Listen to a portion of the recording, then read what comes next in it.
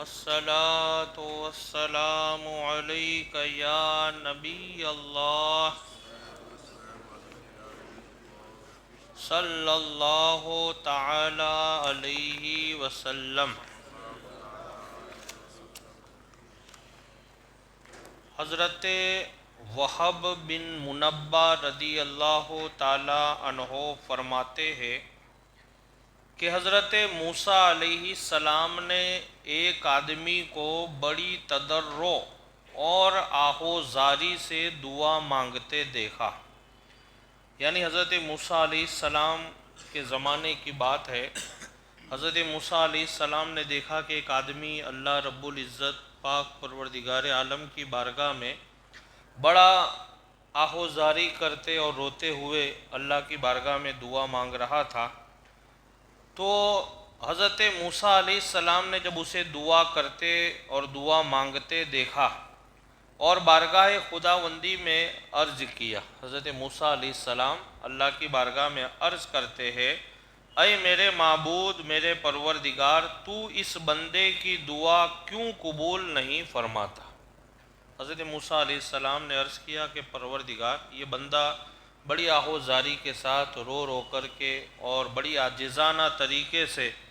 میرے معبود تیری بارگاہ میں دعا مانگتا ہے، پھر بھی اللہ پاک تو اس کی دعا کو کیوں قبول نہیں فرماتا؟ آخر وجہ کیا ہے، بات کیا ہے؟ تو حضرت موسیٰ علیہ السلام کی طرف وحی آئی،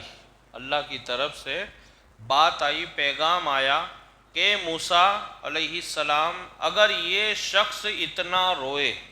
اللہ کی طرف سے کیا پیغام آیا کہ موسیٰ اگر یہ شخص اتنا روئے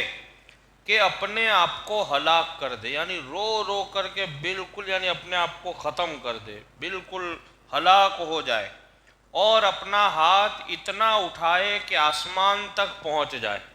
یعنی بہت زیادہ دعا مانگے، بہت زیادہ گریہ وزاری کرے، تب بھی میں اس کی دعا قبول نہیں کروں گا۔ اللہ اکبر! اللہ رب العزت کا فرمان دیکھے کہ موسیٰ علیہ السلام یہ بہت زیادہ روئے اور بہت زیادہ گریہ وزاری کرے، تب بھی ہم اس کی دعا کو قبول، حالانکہ اللہ تعالیٰ کی شان رحیمی بہت بڑی ہے،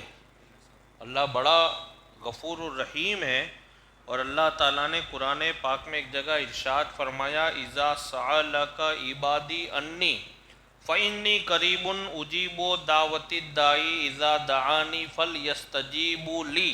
وَلْيُؤْمِنُوا بِي۔ یعنی اللہ تعالیٰ ارشاد فرماتا ہے، یہ آیت کا ترجمہ یہ ہے کہ محبوب، اگر آپ سے میرے بندے میرے بارے میں سوال کرے تو آپ کہہ دو میں میرے بندوں سے بہت قریب ہوں، اور میرا بندہ جب دعا کرتا ہے تو اس کی دعا کو میں سنتا بھی ہوں اور قبول بھی کرتا ہوں۔ تو میرے بندوں کو چاہیے کہ میری بارگاہ میں دعا کرے، اور دعا کرنے کے بعد مجھ پر ایمان رکھے، میں انہیں صلہ عطا کروں گا۔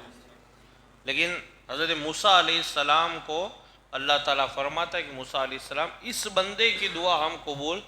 نہیں کریں۔ اب وجہ بتائی جا رہی، کیوں نہیں قبول کریں گے، وہ وجہ، یہ اصل بات ہے، اس کو سماعت فرمائیں۔ اللہ تعالیٰ فرماتا ہے تب بھی ہم اس کی دعا قبول نہیں کریں گے، کیونکہ وجہ، کیونکہ اس کے پیٹ میں حرام کا کھانا ہے۔ اس کے پیٹ میں کیا ہے؟ حرام کا کھانا، اور اس کی پشت پر حرام ہے، یعنی حرام کھاتا ہے، حرام کام کرتا ہے، حرام چیزیں بولتا ہے، اور اس کے گھر میں بھی حرام ہے، یعنی حرام کھاتا ہے، حرام پیتا ہے، حرام طریقے سے سب چیز کرتا ہے۔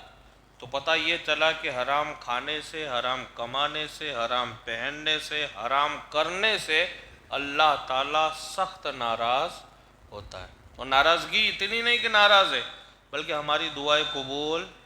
نہیں ہوتی۔ میں نے کل یا پرسوں بھی یہی بات عرض کی تھی کہ ہماری دعائیں قبول نہ ہونے کی ایک وجہ یہ بھی ہوتی ہے کہ کہیں نہ کہیں کچھ نہ کچھ ہم غلط کھا رہے یا غلط پی رہے ہیں یا غلط کر رہے، کوئی نہ کوئی ہماری ذاتی اعتبار سے کہیں نہ کہیں ہم قصوروار ہے، اس لیے ہماری دعائیں جلدی قبول نہیں ہوتی۔ معلوم ہوا کہ جو شخص حرام کھاتا ہو وہ چاہے جس طرح بھی دعا کرے، چاہے جتنا عرصہ تک دعا مانگتا رہے، اس کے حرام کمانے اور حرام کھانے کی وجہ سے اللہ تبارک و تعالیٰ کبھی بھی اس کی دعا قبول نہیں فرماتا ہے۔ یعنی حرام چیزوں میں اتنی سخت، اس لیے تو اللہ تعالیٰ نے قرآن پاک میں حرام سے بچنے کا بڑا سختی کے ساتھ حکم دیا ہے، اور سرکار علیہ السلام نے بھی حکم دیا۔ حدیث پاک میں میرے آقا نے ارشاد فرمایا، ایک جگہ تو سرکار علیہ السلام فرماتے کھانا نہ ہو تو بھیک مانگ لو لیکن حرام کا لقمہ مت کھاؤ، کسی سے کھانا مانگ کے کھا لو لیکن حرام کا لقمہ مت کھاؤ۔ اللہ رب العزت کی بارگاہ میں دعا ہے کہ اللہ رب العزت ہم سب کو رزق حلال کھانے کی اور رزق حلال کمانے کی توفیق رفیق عطا فرمائے۔ چینل فیضان پنجتن کو سبسکرائب کریں، لائک کریں، بیل آئیکن بٹن کو دبائیں۔